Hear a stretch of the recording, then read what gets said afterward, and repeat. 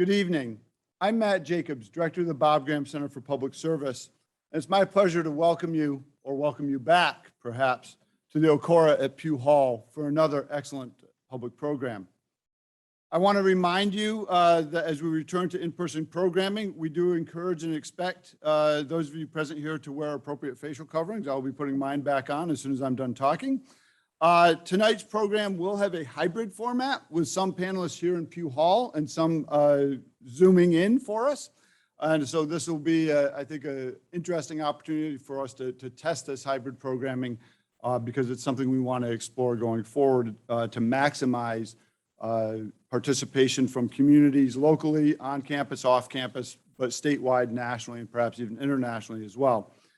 Today is National Voter Registration Day, so this is an appropriate day to do a topic on a program on the Latino vote.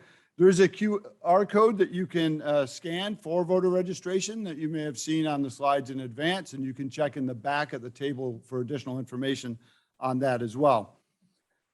I want to say a few words about the origin and importance of tonight's event. In terms of origin, it began over the summer with a simple request. The Graham Center manages the reservations for this space, so the Office of Political Affairs of the Hispanic Students Association was reaching out to see if they could reserve this space for an event. As those conversations progressed about what that event might look like, what resources might be needed for it, and so on, it became clear to both parties, I think, that it would be beneficial to collaborate to develop a more impactful event to analyze the subtleties and nuances of the so-called Latino vote. Something which I believe we will probably learn tonight we should not characterize in such monolithic terms. That it is not monolithic does not reduce its importance. Indeed, the opposite is probably true. 17% of registered voters in Florida, 11% nationally, are Latino.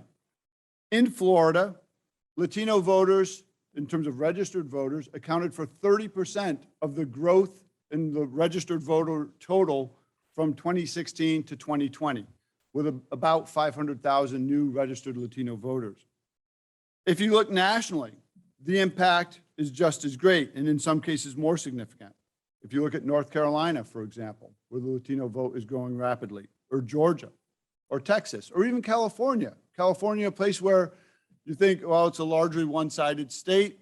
What does a difference in one segment's vote mean? Well, it means a lot when you start looking at the intricacies of that vote in that state and why people are voting the way that they're voting and how that impacts national popular vote totals, for example, especially as we have conversations about the relationship between popular vote and electoral vote and so on. So I raise these points not to suggest that those are the only things that we can talk about, but rather to demonstrate in fairly simple terms, actually, why we shouldn't think about it monolithically and why we need to try to understand the importance of many Latino votes as opposed to the Latino vote. It is now my pleasure to introduce Isabella Alonso, who's a third-year political science major and executive director of the Office of Political Affairs for the Hispanic Students Association here at UF. Isabella is going to walk you through what the program will be from there, and then we'll go into the program at that point. Isabella.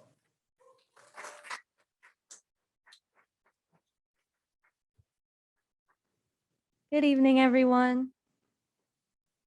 My name is Isabella Alonso, and I'm the Executive Director of the Office of Political Affairs here at HSA, here at UF. OPA is a branch of the Hispanic Student Association that's main mission is to bring the Hispanic Latinx community on campus together to discuss political and social issues, encourage activism and advocacy. And I'm so happy to see all of you here. My team, myself, and the Bob Graham Center here have worked incredibly hard on this event, and we are so excited to have all of you a part of this important conversation. As much as the Hispanic Latinx community here on campus loves to celebrate our heritage and culture, OPA and the Bob Graham Center have brought us together to also discuss our differences and why these topics of political division are taboo among us. As our population grows in the United States, the importance of our civic engagement and our role in voting does as well. We have become a powerful group, increasing in government representation and making our mark in American politics. But are we truly one uniform group? And can a politician count on the Latino vote? Tonight, our panelists will be answering these questions, and I hope you all engage and learn something new. Thank you once again for joining us, and I hope this inspires all of you to keep this conversation going as we dissect the myth of the Latino vote. Please join me in welcoming our panelists and our moderators, Manuel Munoz de Piso and Victoria Llanes. Thank you very much, Isa and Dr. Jacobs, for that lovely introduction. And good evening and hello to our audience in person and virtually. My name is Manuel Munoz Repiso. I am a fourth year political science and philosophy student here at UF, and I'm also the Legislative Affairs Director for the Office of Political Affairs of the Hispanic Student Association. Over the summer, I, alongside Isabella and my co-moderator, Vicky, we worked to put together this event for all of us. So I hope we can have an interesting and thought-provoking discussion on the Latino vote and whether or not that is, a concept that we can rely on. And with that, I'd like to introduce my co-moderator, Ms. Vicky. Hi, everyone. My name is Victoria Llanes. I'm a third-year political science student, and I'm the Assistant Executive Director for OPA. I'm very excited to actually present our moderators. Our panelists here tonight, they are very distinguished and esteemed people that we are very happy to work with and hear from. Here to my right, we have Dr. Paul Ortiz. He is the director of the Samuel Proctor Oral History Program here at UF. He teaches undergraduate courses in African American history, Latinx history, and oral history. We also have Jens Manuel Krogstad. He is a senior writer and editor at the Pew Research Center. Many of his studies have included immigration, studying Latino public opinion and Hispanic demographic trends. And also joining us virtually is Ms. Sabrina Rodriguez. She is an immigration correspondent at POLITICO, and she is a journalist who has covered issues such as trade, agriculture, and the first few months of the Trump administration. So first of all, thank you to all our panelists, virtual, Dr. Ortiz for joining us. We certainly hope that we can have an excellent discussion here tonight. And I'd like to state that this panel will be a moderated discussion, but we will also have a portion at the end for a Q&A session. So those of you both in person and virtually will have the opportunity to ask questions. If you are joining us virtually, there is a Q&A interface on Zoom that you can use to ask your questions. So please use that function rather than raising your hand or something like that. And to begin, I'd like to introduce the topic, the myth of the Latino vote. So the term the Latino vote gets thrown around, and especially during the 2020 general election, was thrown around a lot as this homogenous concept that needs to be won. Will Joe Biden succeed in the Latino vote in Florida? How will Trump perform the Latino vote across the country? And the question that we want to pose in this event is, does the Latino vote as a monolithic sort of concept and space even exist? When you think of what it means to be Latino, what it means to be Hispanic, being Cuban is different from being Venezuelan, is different from being Mexican, is different from being Brazilian. And those nationalities, ethnicities play into different lived experiences, both abroad and here in the United States, and can have very different implications on the values that contribute to the way you vote and the way you think, which could influence your political beliefs. So our goal ultimately here tonight is to demonstrate to all of you that the Latino vote as a monolithic concept is a fallacy. There are so many nuances and so many intricacies to this idea of a Latino vote that you can't narrow it down to just one broad concept that can be won across the country. So we're going to begin now with the questions, and our first question will be asked by my co-moderator, Vicky. So our first question is going to be for Jens Manuel. So taking into consideration that Latinos assisted Biden to victory in Pennsylvania, Arizona, and Nevada, but Latinos also gave Trump an edge in Florida and Texas.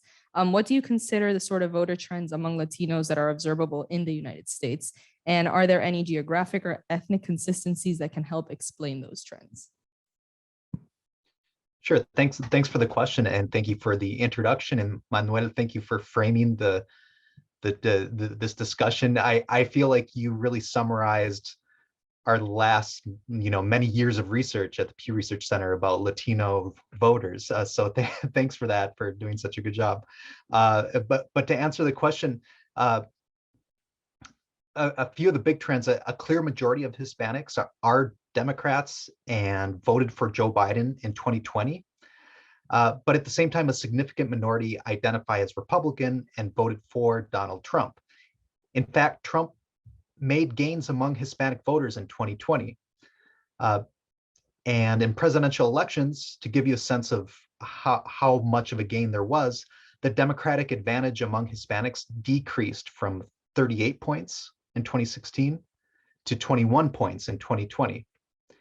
And this is a crucial point because our surveys consistently find that political party affiliation, whether you identify as a Democrat or a Republican, is a key dividing line on matters of politics among Hispanics. And it's a greater factor in how you view politics and political issues than other demographic factors like being an immigrant or the child of immigrants. That said, our research also showed a notable education gap in how Hispanics voted in 2020. Among Hispanic college graduates, Democrats held a 39-point advantage, and this advantage shrank to 14 points among Hispanics who weren't college graduates. And this really reflects a national trend, and it's an illustration of how, in some ways, Latinos, when it comes to Latinos and voters, they look a lot like US voters overall. In some ways. Thank you for that answer, Jens Manuel. I thought it was interesting when you mentioned the gains among Republicans. I mean, the gains that the Republicans saw among Latinos, because that's something that we hope to explore a little bit more as we progress throughout the program. This next question, we'd like to hear from Ms. Rodriguez and also Dr. Ortiz. And the question is, considering some of the changes that we've seen in terms of demographic performance politically, are there national, meaning domestic in the United States, or ethnic Latin identities within the Hispanic community that can play a role in shaping political preferences among Latin Americans? And can these identities translate into values that make themselves known in the voting booth? So let's start with Dr. Ortiz, and then we'd like to hear from Ms. Rodriguez also. Well, first of all, thank you for having me on the panel. Folks can hear me? My mic is on and everything? Is that, or no? Okay. That's why I asked, just to make sure. See, the light is on. But, okay, so I'll just use it.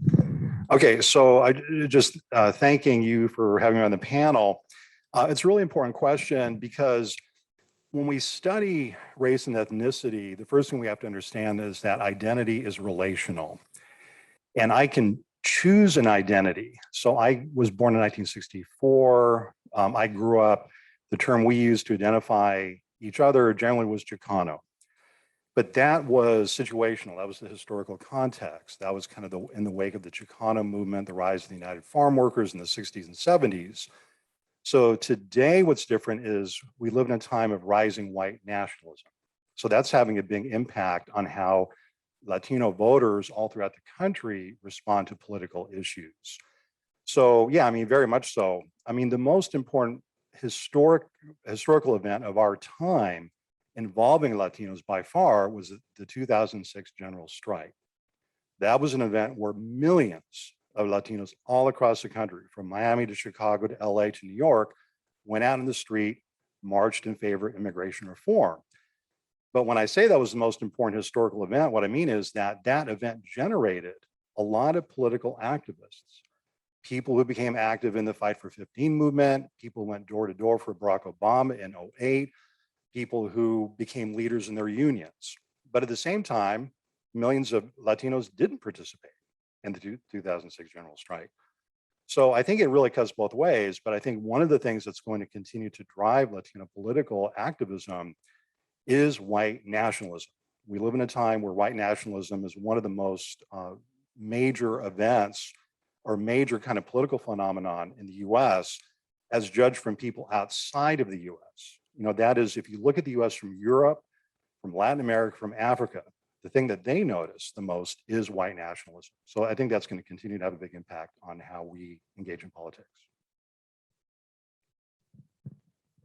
Thank you, sir. Thank you for that answer. I really like this idea that there are political developments such as the 2006 general strike, such as rising white nationalism that can unite Latinos into more of a shared identity. Some of the questions that we have prepared have to do with, is there splintering involved due to region, due to ethnicity? But it's a balance. Identity can be amorphous, and there are plenty of events that can unite Latinos as potentially a unified and formidable voting bloc. So it's a two-lane street, and I think that that's a really thoughtful addition that you've given us. So for Ms. Rodriguez, I can repeat the question if you like. Yes, that would be great. Okay. So the question is, can national or ethnic Latin identity within the greater Hispanic community, can that play a role in shaping political preferences among Latin Americans? And do these identities have a role in shaping values that can make themselves known in the voting booth? I mean, absolutely. And I have to second, I mean, listening to the previous answer with white nationalism, I mean, that is going to be something that we are paying attention to for the years to come. That's not just, you know, you can't reduce it to January 6th or just reduce it to, you know, Trump, whether in 2024 we see Trump run again for president or not. I mean, these are themes that are consistent, that drive out voters and that create some level of unity amongst Latinos. Now, we have to add, and I think this is often an elephant in the room in conversations amongst Latinos, your relationship to whiteness. And there are Afro-Latinos that do not share the same political views or same political values to some extent as you'd see white Latinos, or when we're talking about, you know, further generations from having lived in the United States. I can say, and, you know, for example, I'm from Hialeah, and I actually, shout out to UF because a lot of my best friends from high school went to UF. But I grew up in Hialeah, where your Cuban American identity and predominantly white Cuban American identity was very strong. And, you know, I mean, I don't have to tell most people, you know, Hialeah is known for its, you know, it has a strong Republican background. I mean, there's many Cuban Republicans there. So of course, there are differences between what, you know, people do in the ballot box in Hialeah than when we're talking about the Rio Grande Valley in Texas, or when we're talking about, you don't even have to go that far, when we're talking about, you know, Seminole County or, you know, Osceola County in Florida, and we're talking to Puerto Rican voters. I mean, there's certainly some differences there, but I do think that, you know, while we have recognized that the Latino vote is not monolithic, there are things that unite us, and there are certain issues at a national level that will bring us together. And we do see trends on that front. I'm glad you mentioned Hialeah, because I'm also born and raised in Hialeah, and in my notes here I have to mention Trump's decisive taking of the state of Florida in the 2020 general is largely due to Cubans and the way they react to the notion of socialism. It's such a buzzword in Hialeah, especially with a population that's, you know, largely elderly Cuban voters. It's such a buzzword, and part of that is because of the lived experience of Cuban Americans. For many, my family included, the revolution, the effects of Fidel Castro and communism is very much within living memory and very raw and very tangible. And that unique experience is in many ways unique to the Miami Cuban lifestyle, and something that perhaps a Mexican family in Southern California might not resonate as deeply with. So definitely identity being closely tied to the values that make themselves known in the ballot box are a big factor when it comes to trying to understand how it is that Latinos vote. And I'll pass it back to Vicky for the next question. Yes, thank you, Sabrina, for that really insightful answer. I think that talking about identity is something that's incredibly important. Another facet that I think that we should really consider is data. So based on that, our third question is again for Mr. Jens Manuel. Given the variances in data that surround Latino voting patterns, are campaigns responding accordingly? And do campaign efforts actually have a significant effort or effect on the way that Latinos vote? So for example, some of the statistics that we have to supplement that are that around 2/3 of Hispanic voters who are not Cuban identify or lean Democratic, while 32% affiliate with the Republican Party. So as Manuel was saying before, Cubans in Miami seem to require a unique campaign strategy. So we were hoping you could kind of shed some light on those variances in the data as to how campaigns tend to target different demographic groups. Of course, Hispanics. Some of this has to do with geography too, and where Hispanics of different origin groups tend to live. And so there are about 20 Hispanic origin groups that can trace their roots to Latin America, countries across Latin America and Spain. And there are some similarities between different origin groups. They might share certain cultural affinities, but this can vary depending on origin groups and how recent the immigrant connections are. For example, among Cubans, a majority of Cubans in the US are immigrants themselves, but among Mexican origin Hispanics, only 29% are immigrants. So the immigrant roots for Mexicans are more distant than they are for Cubans. And in fact, in this way, Mexican origin Hispanics stand out to some other origin groups. And of course, there are different, when you're thinking about outreach and how to connect with people, one way to do that is to draw on cultural traditions, cultural references. And these things all can vary by origin group and can perhaps play a role in figuring out how to effectively reach and connect with people.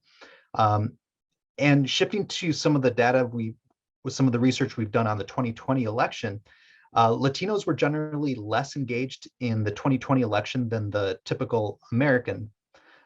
Fewer Latinos were extremely motivated to vote in the 2020 presidential election than compared with US registered voters overall.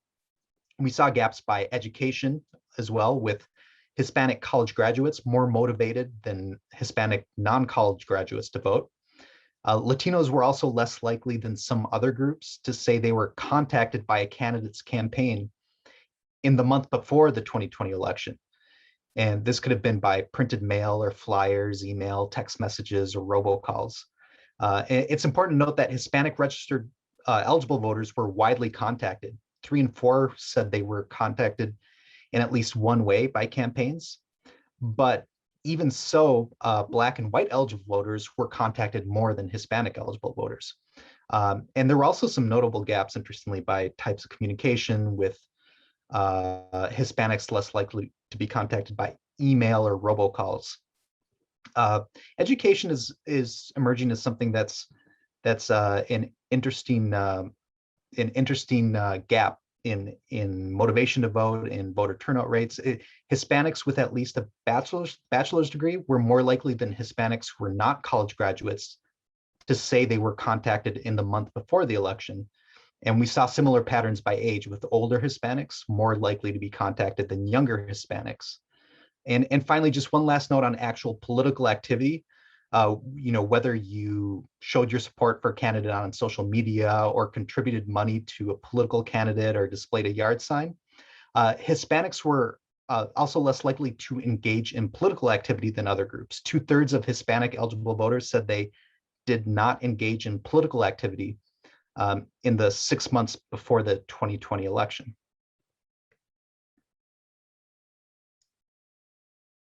Thank you for that answer, Mr. Jens Manuel. And I'd actually like to ask a related follow-up. A theme was sort of a distance between Hispanics and the 2020 general and engagement with politics in general in the months leading up to it. Is there data to suggest or correlate the pandemic and any happenings of the pandemic with this, distancing and disengagement rather, with politics, or is this maybe more of a cultural development that's been in the works for some time? That's a great question, because the pandemic did have an impact, especially earlier on in the several months before the election, on outreach. You may remember articles about how especially Democratic campaigns had stopped door-to-door outreach. But the effect of the pandemic is unclear because we did see Hispanics less likely to be contacted even by remote means, by like phone calls or emails or text messages. So the pandemic alone can't account for that. The other thing in terms of engagement that's worth noting is that there was a record number of Latino voters in 2020. It's just that this was part of a broader increase among all voters. And so as a result, in 2020, Latinos were about 10% of voters, people who actually cast a ballot. And this was roughly similar to what it was, or it was actually a little bit lower than what it was in 2016, I believe. And I suddenly blanked on that exact number, but there wasn't a big difference between 2016 and 2020 in the share of Latinos who were voters, which suggests that despite this this record number of Latino voters, they didn't increase faster than other groups. It was part of a larger increase. Thank you for that answer, sir. I think that in there is the beginnings of a good discussion on representation and how well Latinos are represented in government and the effects that reapportionment might have in terms of the Latino population. And that's something that we're going to get into later on in the program. But now I'd like to shift into our next big topic, which is the future of Latino representation, because Latinos are one of the most rapidly expanding populations in the United States. States such as Florida, our own, and Texas have seen notable increases in Hispanic population. So first for Dr. Ortiz and then for Ms. Rodriguez, I'd like to ask, how crucial of an electorate are Latinos slated to become in states like California, New York, Florida, Texas? And will this have an effect not just in the voting booth, but in the social makeup of these states? Yes. Is this mic? Okay, so you know the lights working. I'll just. So thank you. It's a very important question. I'd like to add Arizona to the list of states. I think the most remarkable story, one of the most remarkable stories in the 2020 election was what happened in Arizona in terms of the Latino electorate there and the level of activism and political engagement. Who gets involved in politics? Who goes door to door? Who makes the phone bank calls? How many of you here, I don't expect you to raise your hands, you can just do it internally. How many of you did phone banking during the 2020 election? How many of you went door to door? How many of you did mailing? And so, you know what I'm talking about. That's a high level of political engagement. It takes a lot of energy. The Arizona story was a story that really originates in Los Angeles. And it originates among a new cohort of Latina labor union leaders. This is a very important and will be an increasingly decisive factor in Latino political turnout, is the role of Latinos, especially women, in the labor movement. Because over 2 years ago, Latino labor leaders in the Los Angeles Federation of Labor made the decision, we're going to spread out, we're going to fan out, we're going to go to New Mexico, we're going to go to Arizona, we're going to help the comrades in Nevada change the tenor of the election. And so the Los Angeles Federation of Labor literally sent hundreds of young and especially young Latina labor union members to Tucson, to Phoenix, to Albuquerque, to help in Las Vegas. And then in Las Vegas, you have one of the country's largest labor unions, the 60,000 member Culinary Workers Union, led by primarily Latina women, maids, cooks, custodians. That's the union that actually delivered really the victory for President Obama in 2008. So in terms of the representation and the activism, that's where the intersection is. Most of us, there's a lot of differences among the so-called Hispanic Latino community. It's funny to talk about yourself in third person, right? So, but there's certain things that kind of draw us together. There's certain broad similarities. One is that we're primarily, and we will always be, a working class people. That is either in our generation or parents or grandparents, were workers, farm workers, service workers, whether that's being a teacher, a custodian, groundskeeper, et cetera, et cetera. So that is part of our general, one of the commonalities that we share, even if we have higher education levels. Okay, so I'm a university professor. I'm a first generation college graduate. I'm also a union president of my AFL-CIO union. So I can tell you that the level of activity, political activity for members of my union is generally much higher than the general population because we're labor union members. This is one of the reasons why a lot of powerful interests in the United States try to stop labor unions from organizing, because they understand that when you're a member of a labor union, you're more politically active. That's another one of the elephants in the room. We talk about Latino political mobilization, but there's also a lot of very powerful interests in this country that don't want us politically engaged. They would prefer that we were passive. Thank you very much for that discussion on the relationship between Latinos, Latinas, and labor unions, because that's actually one of the factors we're going to consider in the next question. But before that, I'd like to pose the same question to Ms. Rodriguez. So once again, how crucial of an electorate are Latinos, especially with the expanding population, going to become in states like California, Arizona, Texas, Florida? And will these expansions in population have an effect that extends beyond the voting booth, beyond representation, and into the social makeup of these states? Yeah, I mean, we're already seeing just how crucial Latinos can be in states where there's this large presence, and even increasingly in ones where there's a smaller percentage of Latinos, and candidates from both parties knowing that they have to court Latino voters.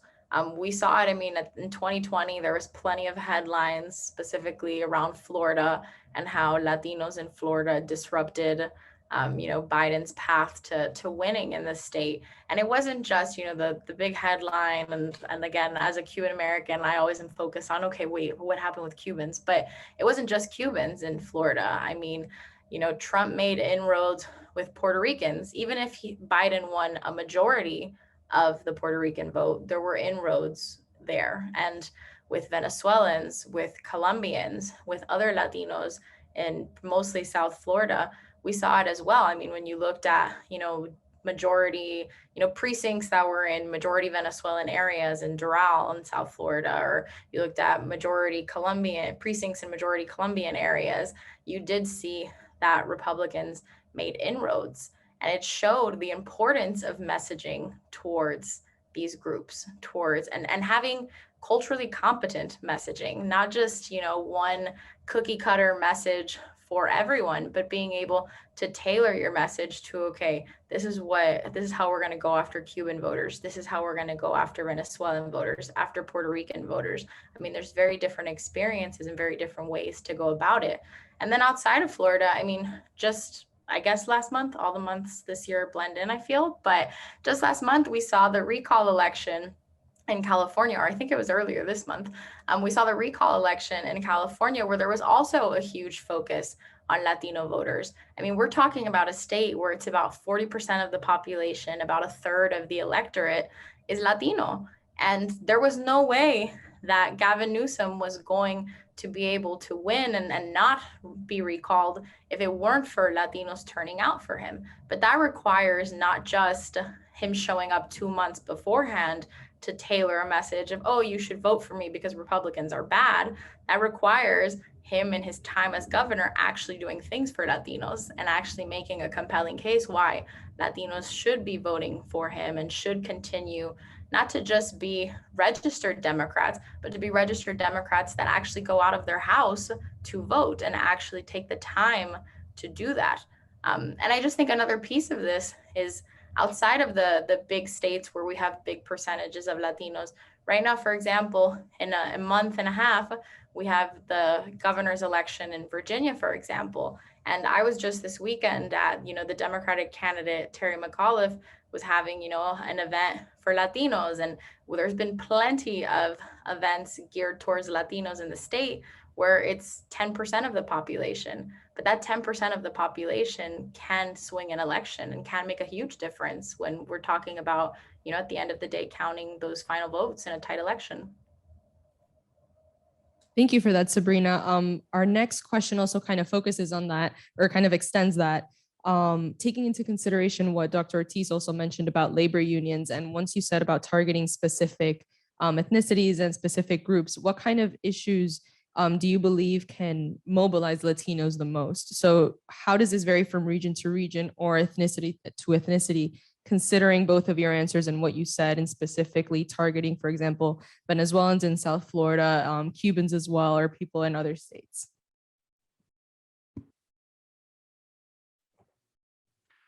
Well, I talked a minute ago about, one of the commonalities that I believe most Hispanic Latinos share in terms of our relationship to work and labor. We're primarily a working class people. That's our history. Another broad commonality we share, regardless of political belief or religion or language, is we have strong traditions of mutual aid. We bring those with us wherever we're from. We actually generated those long before Europeans arrived in the Americas. Women, especially in neighborhoods, are the leaders of those mutual aid networks. I talk about labor unions, but within churches, within sports organizations, within fraternal organizations, we define family in slightly different ways than the majority culture. So one of the ways we define family is not just our immediate family, but extended family, and not just blood kin, but also people in the broader community and region. So mutual aid is very important for us. So the global pandemic has made a big impact on Latino neighborhoods and communities. It has had a devastating impact on my family in Texas, especially in cities like Houston and El Paso, where I have a lot of family members in San Antonio, because a lot of us are first-line healthcare workers. I have 3 nurses in my family. One of them actually is working as a travel nurse in Florida because of this state's poor healthcare infrastructure. Another one, actually a nurse in Alabama, is working in Texas because of Texas's poor healthcare infrastructure. So the pandemic has had a big impact on us, and especially had an impact on this mutual aid ethic that we have, because we try to take care of each other's families and neighborhoods, but we generally have the least amount of resources to do that. And so our communities are very stressed out. So my suspicion is we're going to respond increasingly to politicians who talk about what they have in mind in terms of serving our communities. They have taken from us for years and decades. But what is it that they can give back? What are the services that they can provide? Healthcare is going to become an increasingly critical issue among Latino voters. Because again, many of us are either in the healthcare profession itself, or we're increasingly teachers or educators or daycare workers. And so we're in occupations which have been profoundly impacted by the global pandemic. Great, thank you so much for that answer. If Sabrina, if there's anything else that you want to add onto Dr. Ortiz's answer, that would be great.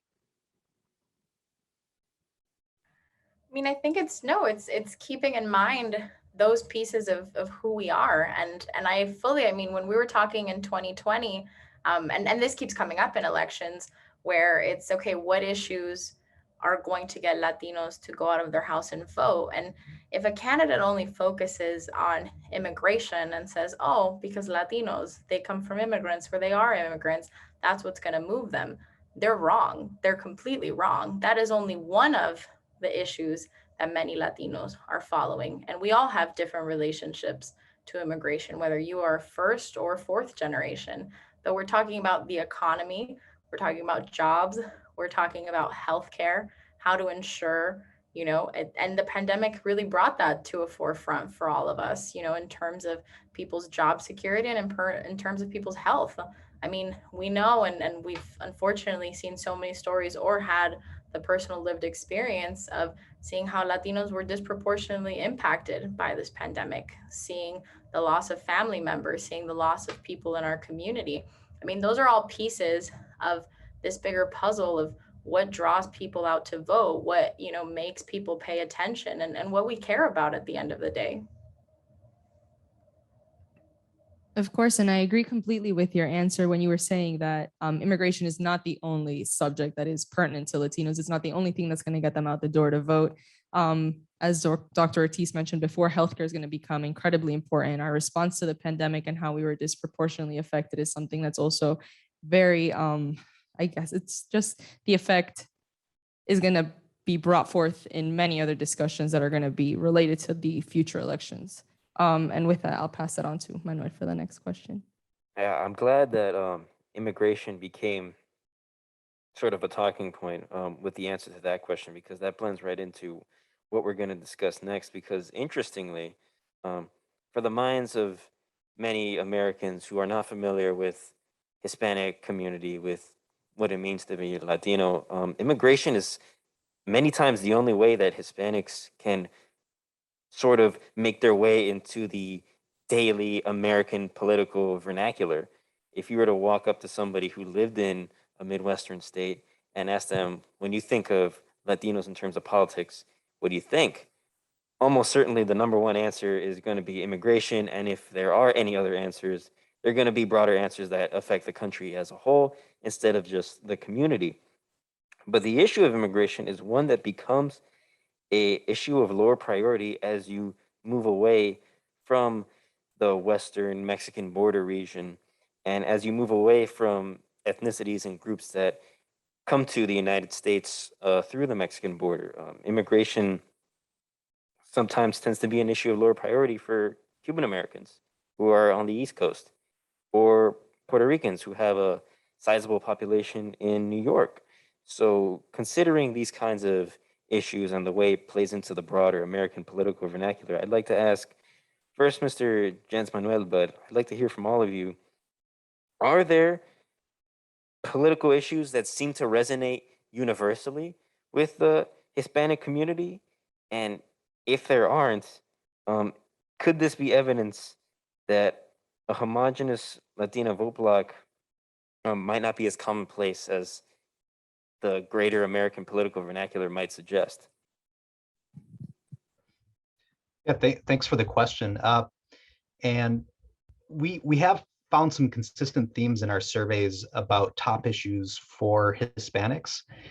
And before I dive into that, one of the consistent differences that we see among origin groups is between Cubans and non-Cubans. And I mention that because in our surveys, we find that Hispanics, Cuban and non-Cuban alike, agree that the economy and healthcare are top issues. And in 2020, this was true again, where these were the most important issues when deciding who to vote for president, the economy and healthcare. And this is in line with our previous research that has consistently found that the economy, healthcare, and also education are top issues for Hispanics of all backgrounds. And in this way, Hispanics do look a lot like any other voter in the country. Now, that said, there are some differences between some groups of Hispanics on various issues. For example, in 2020, our surveys found Cubans were significantly more likely than non-Cubans to say foreign policy and violent crime were important to their vote for president in 2020. And on immigration policy, Latinos broadly agree that there should be a path to citizenship for dreamers, and there should be a way to allow people who are in the country currently illegally to allow them to stay legally. But there were even larger differences between Democrats and Republicans on immigration policy.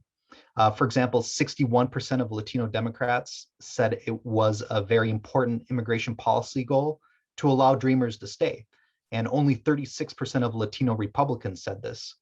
By contrast, a clear majority of Latino Republicans, 68%, said it was a very important goal to increase security along the US-Mexico border to reduce illegal crossings. And that's something only 33% of Latino Democrats said was very important.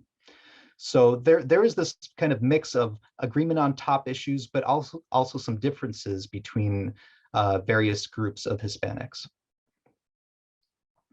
Yes, thank you for that answer. I really think that the idea that partisanship is an issue that Latinos are not going to escape from in terms of disagreement.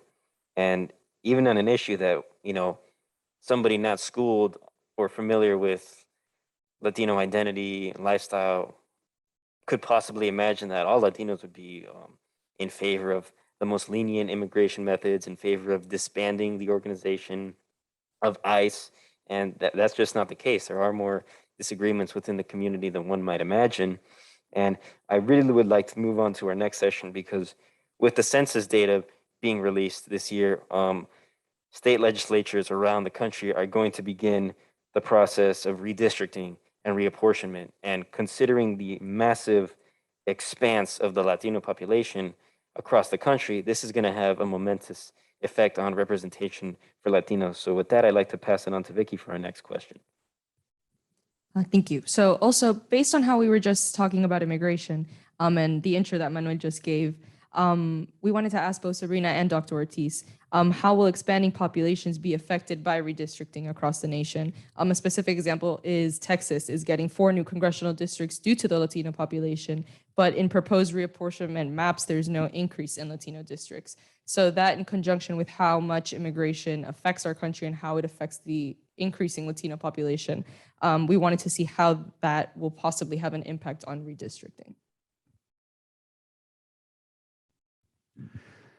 It's going to have a major impact on redistricting, and the preliminary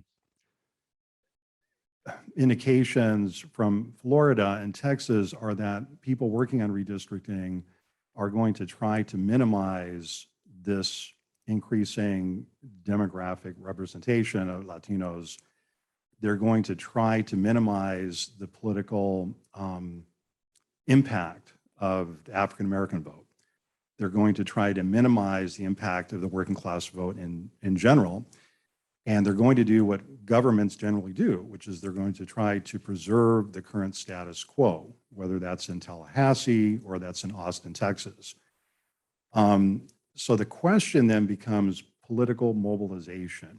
What is it that Latino organizations and their allies, and I think one of the things we should think about is to talk about concepts like allyship.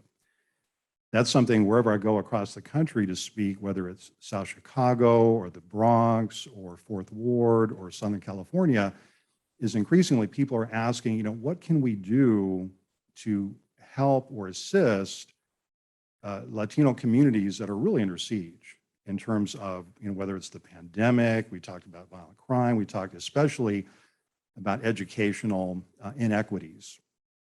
I got a number of calls a few years ago from local educators here in Alachua County. And they said, Professor Ortiz, we're having a problem. We just don't think that Hispanics in Florida care about education for their children. And I said, well, what makes you say that? I know it's not true, number one.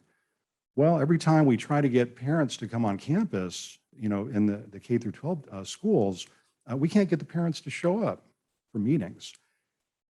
And I said, well, do you know the state of Florida has a law that forbids parents who don't have valid state-issued identification from stepping foot on their children's schools? And these educators were shocked. They said, we didn't know that. We had no idea. So that reflected, that was an indication of a lot of education that needs to happen for people who are already educated. So that particular school started doing school events and meetings off campus to accommodate parents who didn't have valid forms of ID. In other words, they didn't ask them, are you undocumented? That's really kind of an offensive question. The question that you should be asking is, how do we educate the next generation of younger people? So I apologize because you had a very direct question. I gave you a very elliptical answer. But I think we already kind of know how redistricting has worked historically. State governments, frankly, are going to try to replicate the status quo. They're going to try to keep it intact. The question is, what are we going to do to increase our levels of representation to actually meet the needs of our communities? And the needs of our communities, if you talk about Hispanic Latino communities in places like Alachua County, in Central Florida, in the Panhandle increasingly, Again, we're facing really dire problems, access to education, access to good paying jobs. In our county right now, we have, I talked to a lot of Latino construction workers. We wouldn't have a chemistry building if it wasn't for undocumented Latino construction workers. Those are the people who built that chemistry building. We gave the name to a very wealthy individual, and I think they took the name off eventually. But I talked to a lot of the men who were part of that building. Many of them were from Venezuela. Many of them were from Mexico.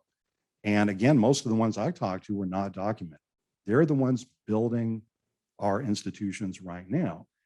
And so I guess I'll kind of throw that question back to you as, how can our changing political system meet the needs of the people who are actually building this society, generating the wealth of the society?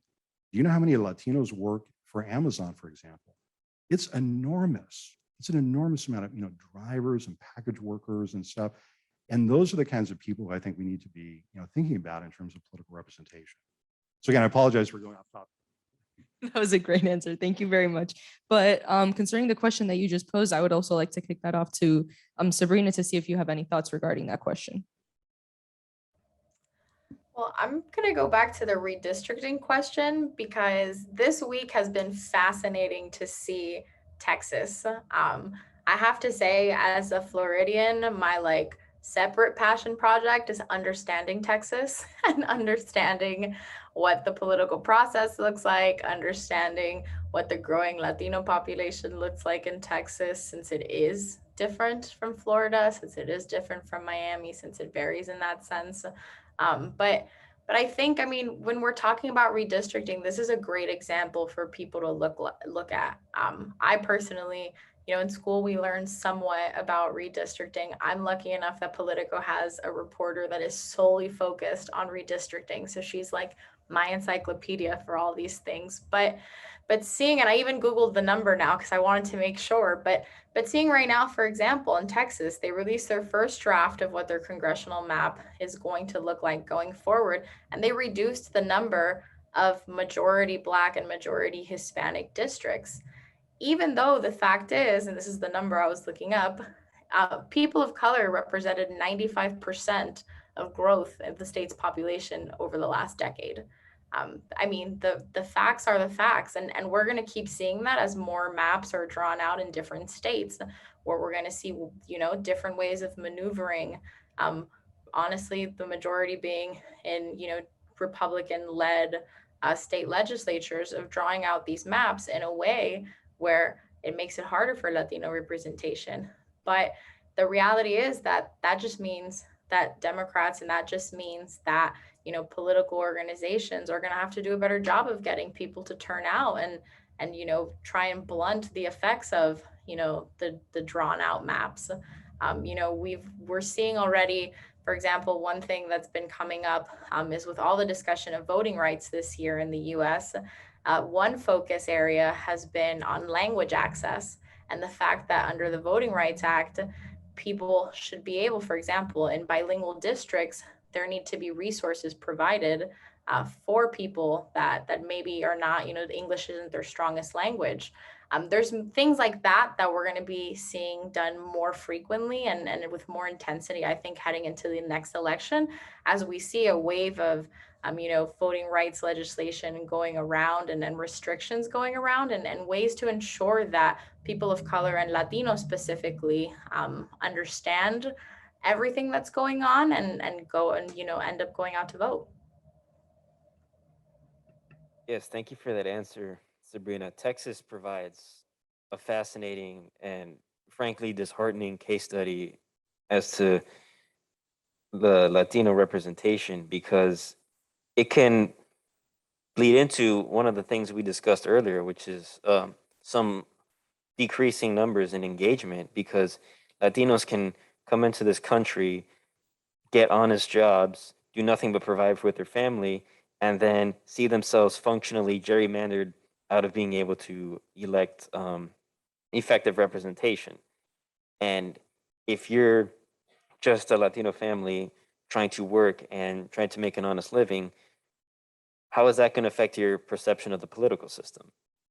it's gonna seep you of hope. It's gonna make you want to not engage with the system that seems stacked against you. And on top of that, there are more than one ways to disenfranchise a person. You don't necessarily have to pack all the Latinos into one bizarrely shaped, clear violation of the Voting Rights Act district.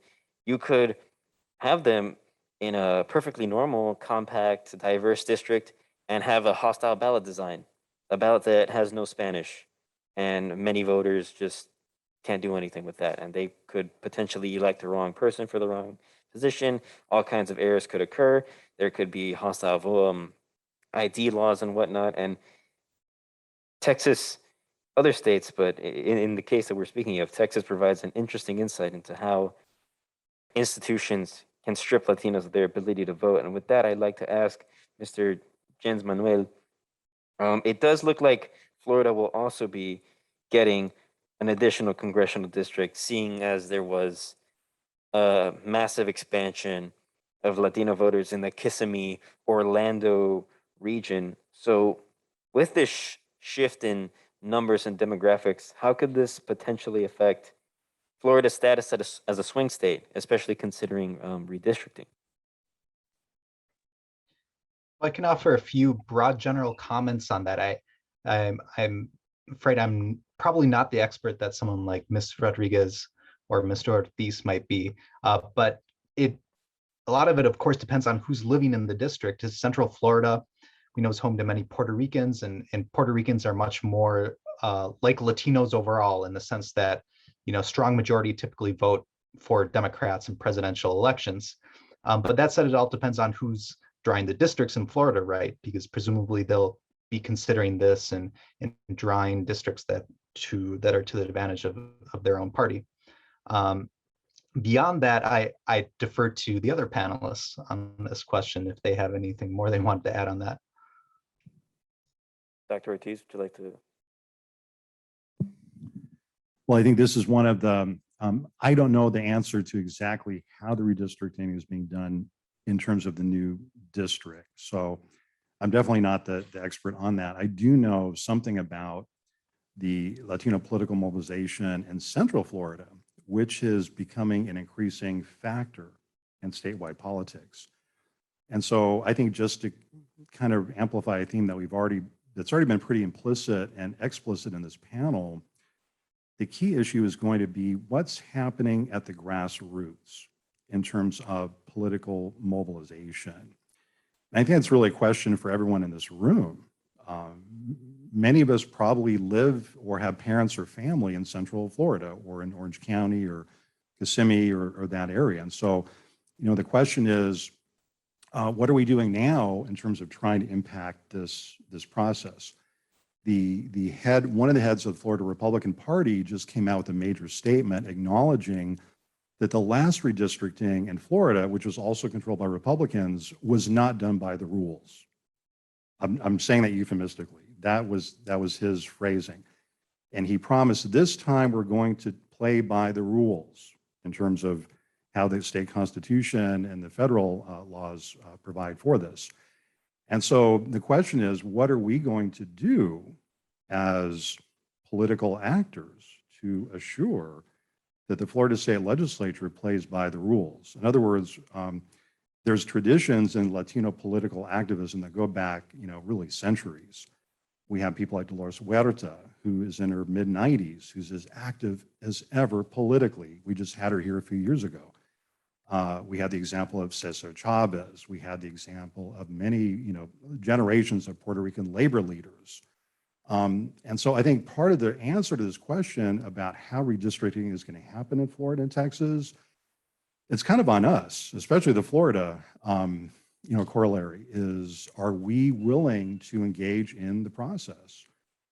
If you have a leader of the Florida Republican Party who's kind of apologizing for the last redistricting fiasco, but who's saying this time we're going to play by the rules, who's going to make the party play by the rules?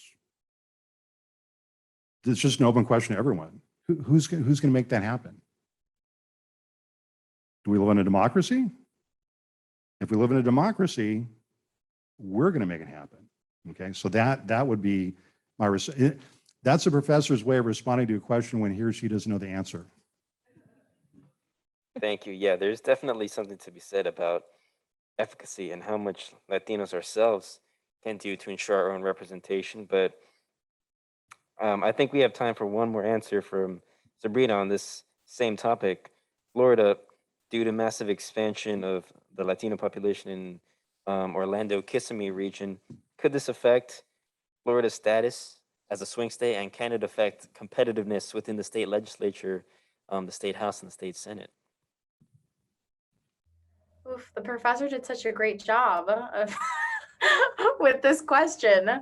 I think, it's hard to know at this point how it's going to be because of all the points that have been made already of seeing exactly how the maps are going to be drawn, who exactly is drawing the maps, are people going to actually play by the rules or not, and who's going to hold them accountable.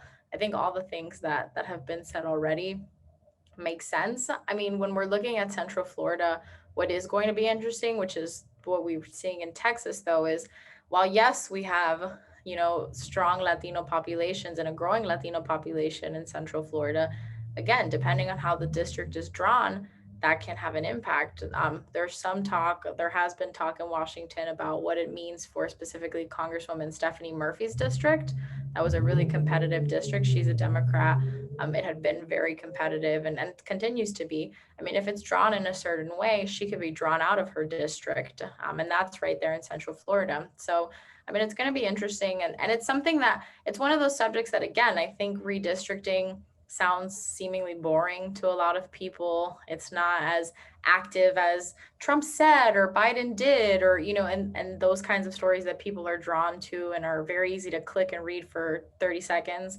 But redistricting is so important, and I think people keeping that on their radar and paying attention in the coming months is going to be really important to the outcome here and people understanding what's at stake.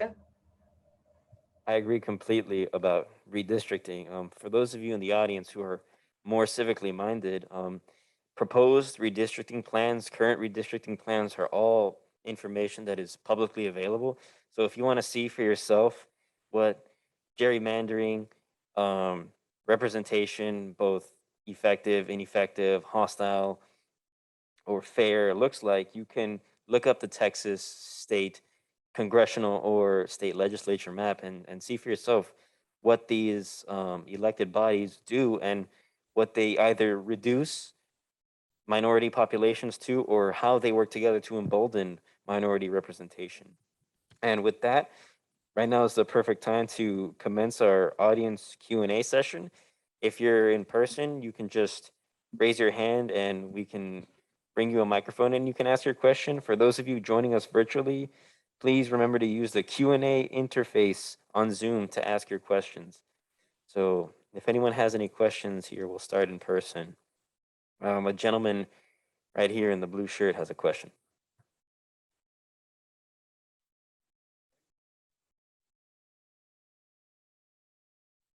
Hello, my name is Eric, and I have a question about, I guess the potential of young Latino voters, because I feel I remember reading something from.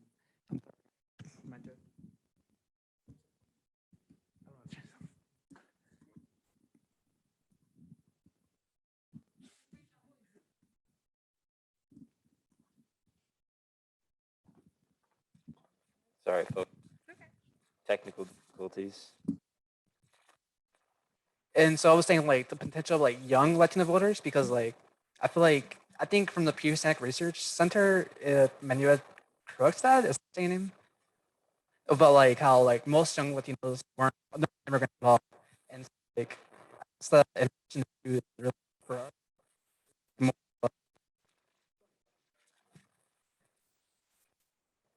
Okay, so I'd say what is there actual potential young Latino voters more compared to older ones, anything from there?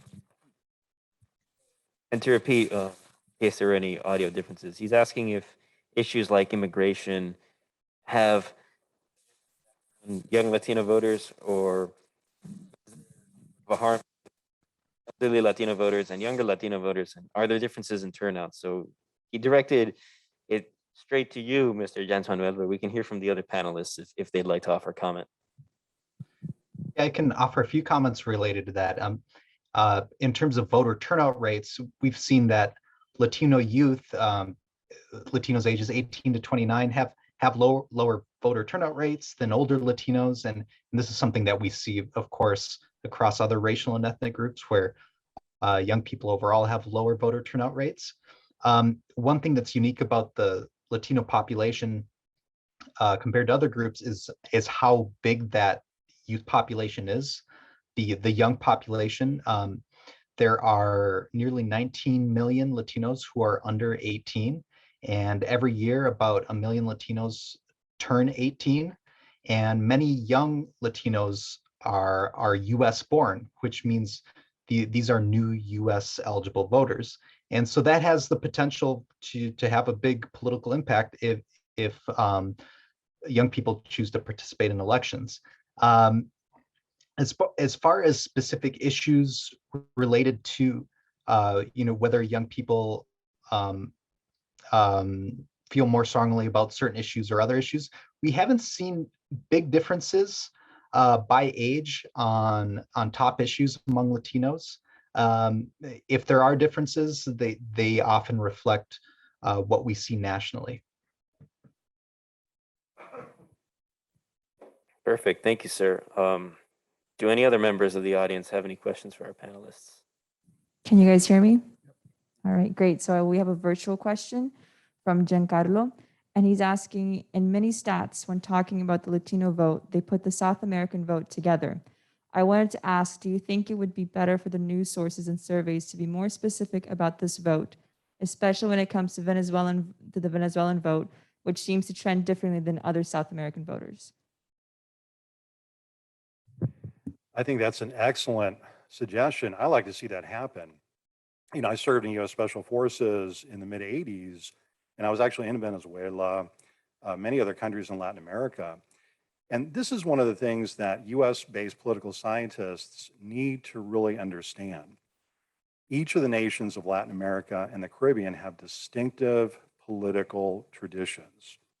All of the nations have revolutionary histories and traditions, which you can compare to, say, the American Revolution, but also very, very distinctive and very different.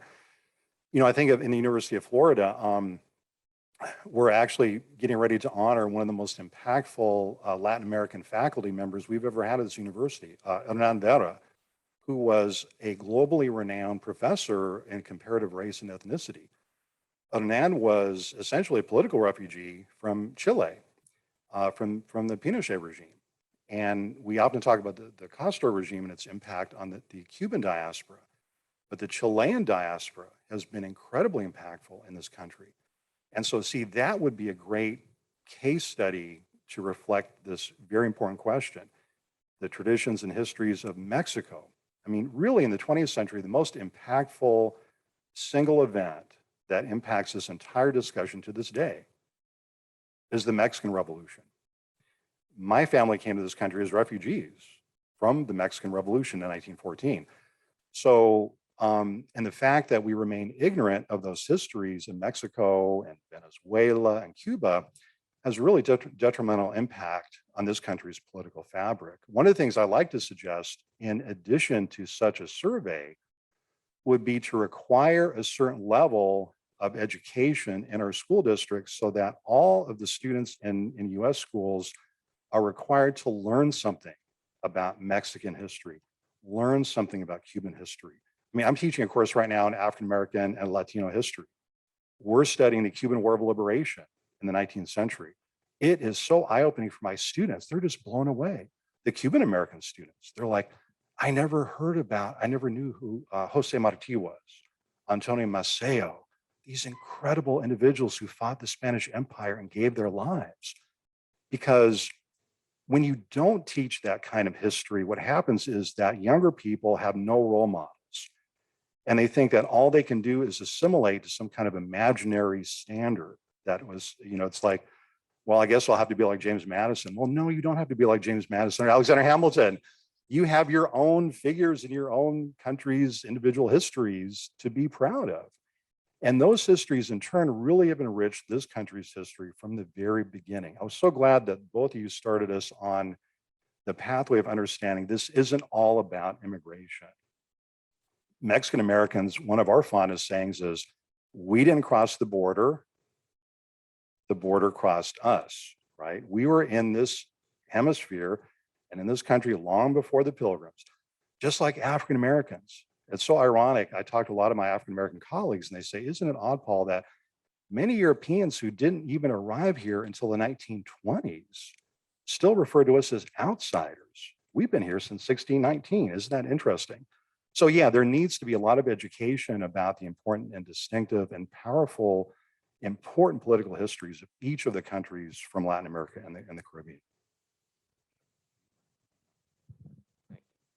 Yes, I couldn't agree more. I think that education, especially for younger Hispanics, could offer an avenue for empathy and eyesight into your own history. That's very important, relating to war heroes, philosophers, authors, linguists, sociologists, all those avenues that bleed into different schools of thought and you know, schools that you might pursue a degree in are very impactful and ones that should not be neglected.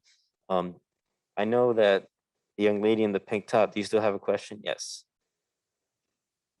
So when you brought up the Hylian Cubans earlier and how they tend to belong more to the Republican Party, I remembered a conversation I had with one of them about 2 years ago. And a lot of them tend to use like the fact, because like he said, like there's not really many true immigrant Latin voters. A lot of us are second generation. And a lot of them, when you're having discussion with them, are like, oh, well, my parents came here legally. And I remember, like, I realized that there's a divide in the community, like the people who were the children of people who were privileged enough to come here legally, they kind of use it as like something to throw in your face if your parents are immigrants and if you're talking about your struggles as a child of an immigrant. So I was wondering, how do we deal with this divide in our day-to-day lives? Like, it's something we have to address, which is really important while we're here. You know, the myth of the Latin vote, we're not all one uniform body. There's a lot of differences that exist among us and a lot of privileges that give rise to who we are and the way that we see the world. So how would you suggest dealing with this divide? Because my Cuban counterpart might think, oh, well, you know, your dad came here illegally. Like, yeah, he deserved to be deported. Like, no, he didn't. These are still people at the end of the day. Would any of our virtual panelists like to take a shot, Ms. Rodriguez? Sure. Is there, I guess me. I'm really glad she raised that because it related exactly to something I wanted to highlight when it comes to the way you phrase it, lived experience. People's life experiences can be altered and influenced in any number of ways. It's not just your origin group or your educational level or your immigrant background. Even within or even among immigrants, we can see differences in experiences based on legal status.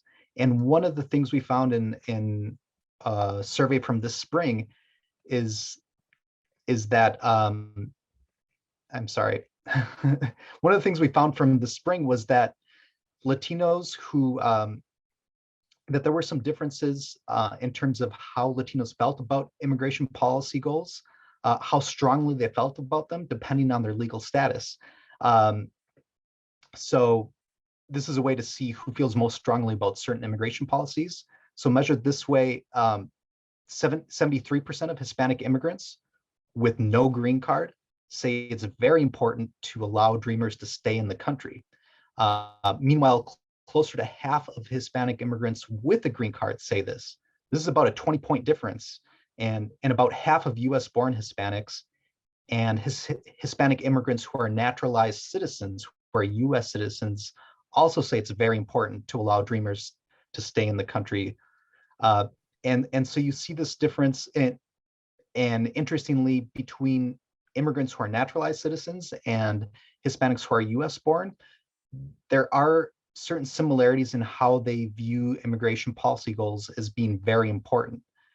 And I think that's one of the important, it's an example of something that the person was commenting on, that there are these differences that can affect how you see the world and how you view policy issues, and some of these differences can emerge from any number of things that are going on in your life. I'd like to hear from my fellow member of the 305.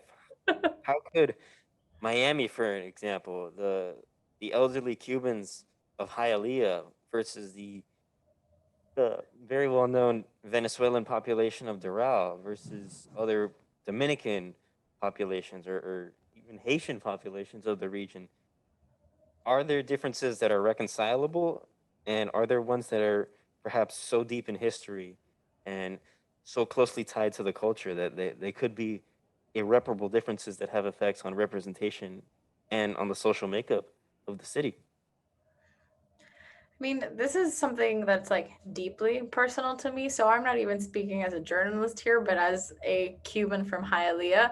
First, to the person that asked the question, I am sorry on behalf of the Hialeah Cuban that spoke to you that way and spoke about it that way.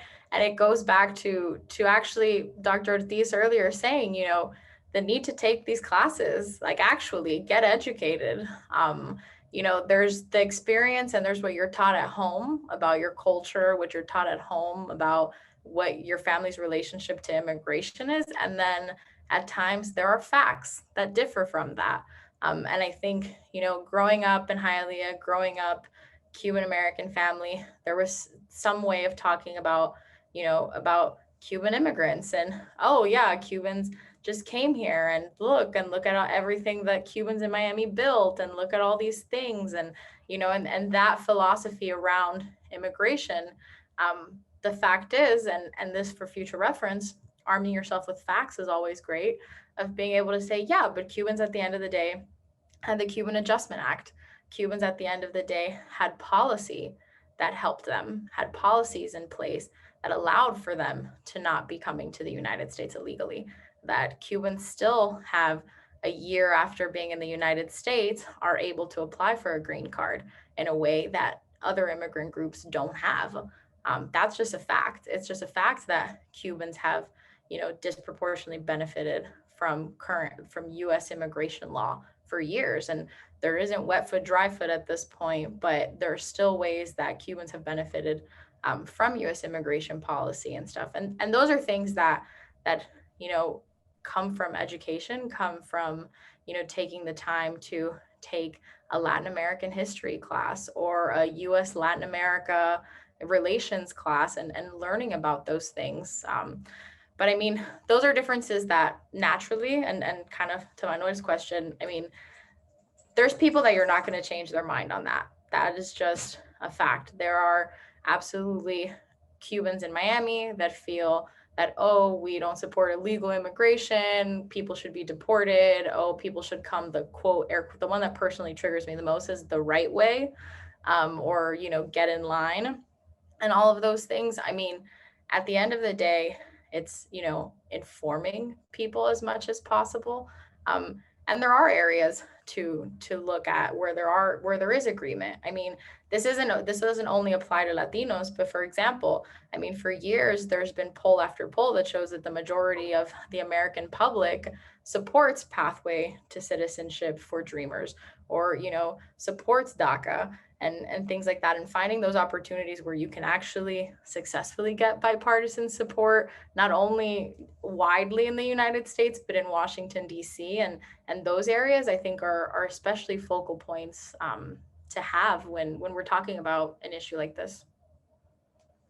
Absolutely. I love that you brought up the unique perspective that the South Florida Cuban population has on some of these issues, because that's relates directly to some of the things that we've mentioned regarding lived experience and cultural history. When you think about the history of Miami, it is almost directly linked to a history of Cuban immigration. Cubans, because of the close proximity, came into that region in enormous numbers and helped build that city up. Cubans are business owners. They are all politicians, educators. There are Cubans deeply rooted and holding high positions in all facets of the city. They are elected officials, judges, city council members, police officers, educators, you name it. It's the position is ripe with Cubans. But you could compare that to a city in Texas where many Mexican Americans emigrate into cities that are more established already, and they have the perspective of a more subjugated population. So these regional differences could contribute immensely to differences in political opinion. So I believe we now have a virtual question. Can you hear me? Great. Thank you both for that answer. We have another question from Giancarlo, and kind of shifting gears a little bit. He's asking, do you all have any insight on the impact of apps like Facebook and WhatsApp have on the Latino vote? And if so, does it differ compared to other groups in the United States? Does anyone in particular want to start us off? I can start. So one area that I followed a lot in 2020 that I find fascinating is misinformation and disinformation targeting Latino voters. Disinformation and misinformation exists in every language. It exists targeting every population. We've seen it now so much when it comes to talking about COVID and when it comes to talking about the vaccine specifically. There's so much misinformation around that. But looking at the election, there was specifically a lot of Spanish language disinformation. And it was targeting and on, it was targeting people's tias, people's abuelas, people that are not necessarily always plugged in on the internet. For example, I remember showing, when I was writing about this for the first time, showing my family fake links of stories and asking them oh, have you seen this, to just see if they would fall for it. And oftentimes it did, because there's just not a necessary, if the link said cnnn.com and then it was a story about how, Kamala Harris was plotting to take over the White House when Biden won, there weren't specific ways to identify that it was a fake story for that person that's not plugged in or isn't typically a news consumer. So Facebook has contributed to that type of disinformation and misinformation targeting voters.